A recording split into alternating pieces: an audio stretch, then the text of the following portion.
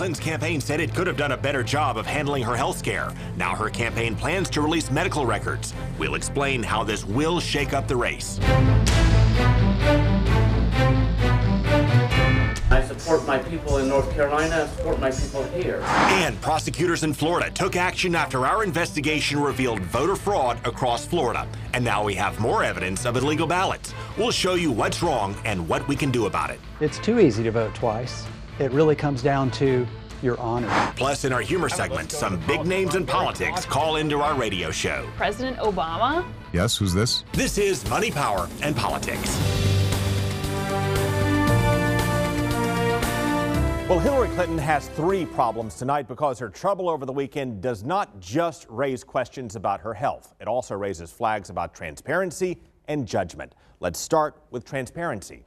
Every time I think about Trump, I get allergic. I just upped my antihistamine. Turns out she was diagnosed with pneumonia late last week and did not tell us. In the interest of transparency, that's something you might want to disclose when you're running for president. Think of an alternate scenario. I got a cold. I tried to work through it. It got worse. I've got pneumonia. I need to take a couple of days off.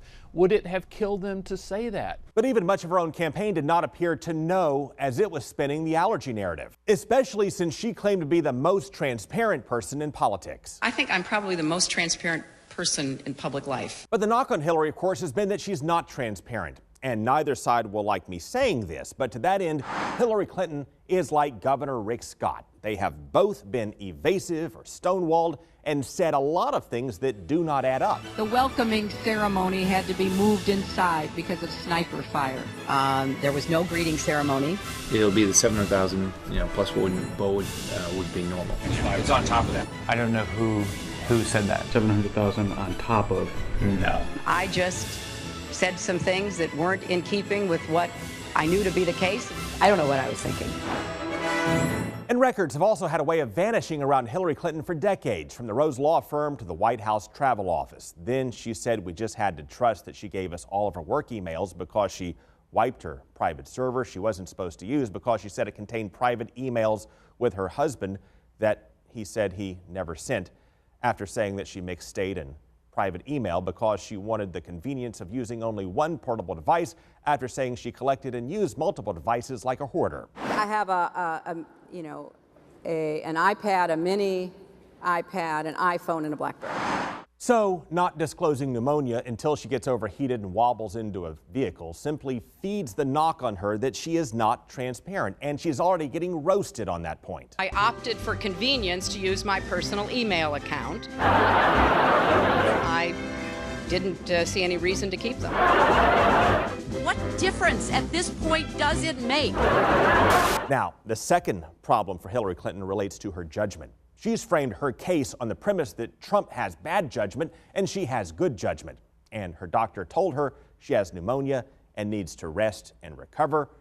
And she disregards that and keeps pushing through with 2 fundraisers, a press conference, a national security session, then gives out on Sunday, exhibiting bad judgment that created this image that some voters may long remember, and it plays right into Donald Trump's wheelhouse.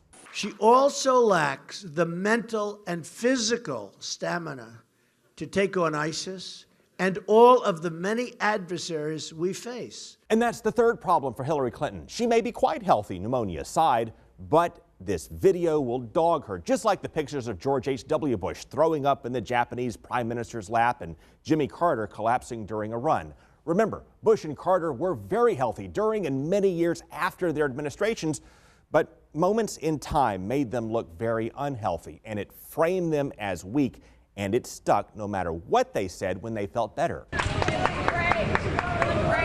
It's a beautiful day in New York. So here are some questions going forward for the campaign. Number one, knowing that she had pneumonia and was that unsteady and overheated in a breezy morning in the low 80s, why did they not send her to the hospital to get checked out? Number two, when Clinton and Trump release more medical information, how much will they really disclose? Number three, why in the world won't Clinton or Trump allow protective press pools as other candidates have as a matter of tradition?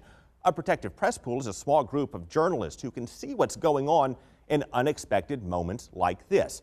But neither Clinton nor Trump have been willing to let us see behind the curtain. And that's one of the reasons why they've ranked as the most unpopular nominees in modern history. Because voters, like journalists, place a high value on transparency because they know that open government is critical to a free society, just as Clinton has said. We know that corruption and the lack of transparency eats away like a cancer. Well, Clinton is resting now, and she needs to recover in part because she and Trump will face the test of their political lives in 2 weeks. That's their first national debate against each other, and the world will be watching to see how they match up. Meanwhile, we have some more changes in the polls. Florida had been leaning Clinton, but not anymore. Check out the Real Clear Politics average of Florida polls. Trump now leads in our state, but by a fraction of 1%, even though Clinton and her supporters have swamped this state in ads. Well, tonight we'll show you how Clinton's basket of deplorables comment may also cost her down the road, and we'll show you why Trump and his campaign's prior statements may cost him even more, and why he's still the underdog in the race. We also have a new forecast right around the corner in the presidential and the congressional races, and we'll take a lighter look at the race as we always do. And that brings us to our radio show right now with Marissa and some very big guests who just called in. Time now for Political Sports Talk with Craig Patrick and Marissa Lynn. Welcome to Political Sports Talk. And what is our random word of the day, Marissa? Let's go with corned beef. That is random. That is really random. The first person to effectively work in corned beef into our Political Sports Talk show today will win a prize. Well, there you have it. Let's go to the politics line. Barry from Washington, you're on the air. Yes. President Obama? Yes, who's this? Marissa. I'm sorry, who'd you say you were? Marissa? Of course. Let me jump in. Barry, did you honestly think that the Republican Senate would vote on Merrick Garland in the heat of campaign? The answer would be no. So then why bother? Well, why not? Well, you can't just waste people's time. Yes, we can. How about taking a shot at the prize of the day? I was filled with corned beef when I was in law school. Yeah, that doesn't count. I think you have to work it into a discussion of politics. Try that again. Giving every child corned beef, it's beyond my skill. Should we give it to him? No. What do you mean? No, nice try. We've got to move on. We're going to move on to the next caller. Yeah, let's try the sports line. There's Jim on the phone. Yeah, Jim, let's talk Trump's chances in the playoffs. Playoffs? Don't talk about it. Playoffs? You kidding me? Playoffs?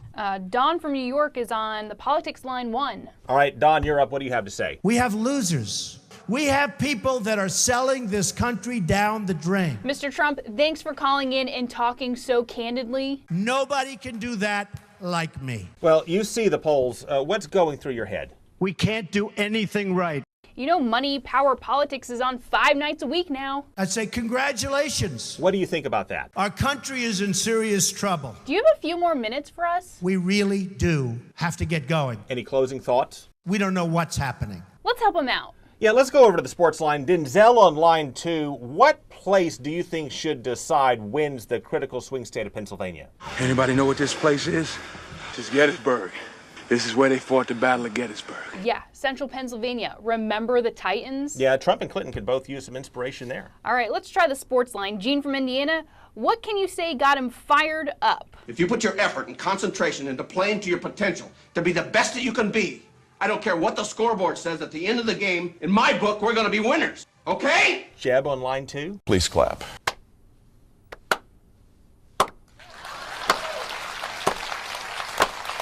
And that is our radio segment for tonight. Yeah, give us a call. That's 813-870-9656. Next time around, I'll try to work you into the next round.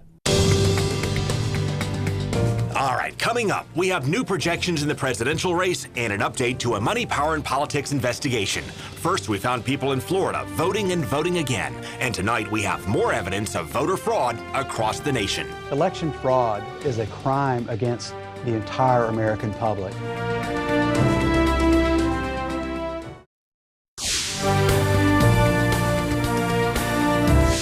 So we have records that show a man voted in Tennessee in person, then mailed in absentee ballots in Florida and in North Carolina. Well, that man was arrested last year after our first investigation of voter fraud. Well, tonight we have more examples of people voting and then voting again in the same election. But first, here's a look back at how we discovered voter fraud across the state of Florida. When state lawmakers passed new voter laws and when Governor Scott ordered a voter purge, they said they were trying to snuff out fraud. We also don't want people that don't have a right to vote to be voting. But my colleague Mike Sinan and I worked on an investigation that revealed a problem those efforts would likely have missed. People voting in multiple states in the same election. And I support my people in North Carolina, I support my people here. That's Mike asking a voter in the Orlando area why records from 2012, the last presidential year, show he voted in Florida and North Carolina. Because I live both in places. I live in North Carolina, I pay taxes in North Carolina, I do the same thing here. He said he didn't know you're not supposed to do that. Well, I didn't know that. As Mike knocked on doors in Orlando, I found 6 others in Hillsborough, 7 in Pinellas County who, according to public records, voted in Florida and North Carolina in 2012. And with public records provided by the Voter Integrity Project, our list grew to 149 people who appeared to have voted in Florida and North Carolina in the same election. We were able to find 149 that we could stake our reputation on, turn them over to the authorities and say, you might want to investigate this. We did that last November. The state's Division of Elections told us they had launched a preliminary investigation and left it at that. But a year after our initial investigation, authorities in North Carolina did take action. Finally, we get our first prosecution. The district attorney in Rutherford County, North Carolina, sent me these records showing he had successfully prosecuted Pasco Parker from Pasco County. Records show he admitted to voting in 2012, not just in 2 states, but in 3, Florida and North Carolina and Tennessee. He got a suspended sentence, probation, and a fine, and his case may be just the start. There'll be another one, another Florida, North Carolina one, and there are several more that we know that are in the pipeline between Florida and North Carolina. This is the first one, and finally it begins. The Department of State has said it takes this very seriously, but Florida cannot fully participate in multi-state cross-checks because of differences in public records laws. And Eric Shawn shows us how we have a problem that goes far beyond Florida. A 2012 Pew study found a staggering number of people registered in more than one state, 2.75 million, and 68,000 registered in 3 states. While others say voter fraud is extremely rare and the names of possible double voters are really just clerical errors or coincidences, the cases are shocking. In Wisconsin, Robert Monroe was sentenced to jail a few months ago after he was charged with 13 counts of election fraud. Prosecutors say he voted twice in the 2012 presidential race, first by absentee ballot in Shorewood, Wisconsin. Then, on Election Day, he drove 4 hours south to Lebanon, Indiana, where, using an Indiana driver's license, he voted in person. In Maryland, a Democratic candidate for Congress, Wendy Rosen, was caught. Party officials said she illegally voted twice in 2 states.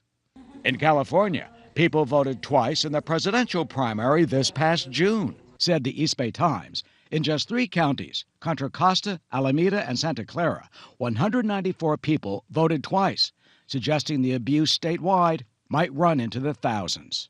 Election fraud is a crime against the entire American public. It is a crime against our Constitution and a crime against the foundations of our nation. Watchdogs like the Voter Integrity Project say it's just too easy to vote twice or more than twice. And while only a very, very small number of people actually do this, we've seen how a very small number of votes can make a big difference, especially in a state like Florida. Please check out our YouTube channel for our series of investigations on voter fraud. Search for Craig Patrick's Money, Power, and Politics and click subscribe. You'll also find our investigations of government waste, extended interviews, and state-by-state projections in the race to the White House. And to that point, here's the updated forecast from 538.com. It still gives Hillary Clinton the edge, around a 68% chance of winning to 31% for Donald Trump. But just a couple of weeks ago, it gave Hillary Clinton about a 90% chance of winning. Meanwhile, the U.S. Senate projections continue to favor the Democrats, but not by much. Check out Larry Sabato's crystal ball, for example. The models show Democrats getting 50 seats, Republicans 49, with one toss-up being the state of Nevada. If Democrats hold the White House, 50 seats would be enough to control that chamber because the vice president breaks the ties. But if Republicans win Nevada, or some other state where they're currently trailing, and Trump wins the White House, of course they would maintain control. Bottom line, this will be close, and the next big turning point is in 2 weeks with Trump and Clinton's first national debate. Coming up, remember the Trump surrogate who warned of having taco trucks in every corner? Well, it's escalated and may have taken another ugly turn. We get death threats, we get, pretty nasty messages and phone calls, and then they break into our truck.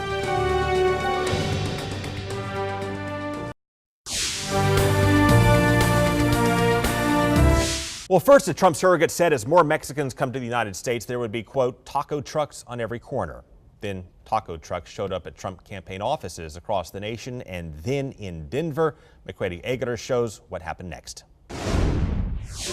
If for every action We will stand up against those type of comments. there truly is a consequence, When we get death threats, we get, pretty nasty messages and phone calls, and then they break into our truck. then Jose Gonzalez says he's paying the price. We had our safe box in there, where we keep our change for the next day. Gonzalez's taco truck, Mestizos, was broken into and trashed. I think they went through a lot of effort to try to pry it open. The vandals didn't just take the nearly $400 in cash. Just completely came in and spoiled all that. Our salsas that we had in there were just smeared everywhere. They spoiled all the food and did some major damage. Trash everything. I kind of took that more as a message. Gonzalez says the timing is interesting. He's been around for 5 years with no problems until last Friday when he heard comments made by the founder of the group Latinos for Trump, Marco Gutierrez, who on national TV said, "My culture is a very dominant culture and it's imposing and it's causing problems. If you don't do something about it, you're going to have taco trucks on every corner." He says that in such a, derogatory way that it belittles everything that we do and that we stand for. Because at the end of the day, taco truck or not, it is a business. That's when Gonzalez decided to park his small business in front of Donald Trump's Denver campaign office. It doesn't matter your origin, your ethnicity. The American ideology, the American dream is equal to everybody. 2 days later is when the damage was done. As long as we have the support that we're getting from our community, we won't stay silent and we won't give up. Coming up, the U.S. and Russia struck a ceasefire in Syria, and we'll show you what it means in the war on terror and where we go from here.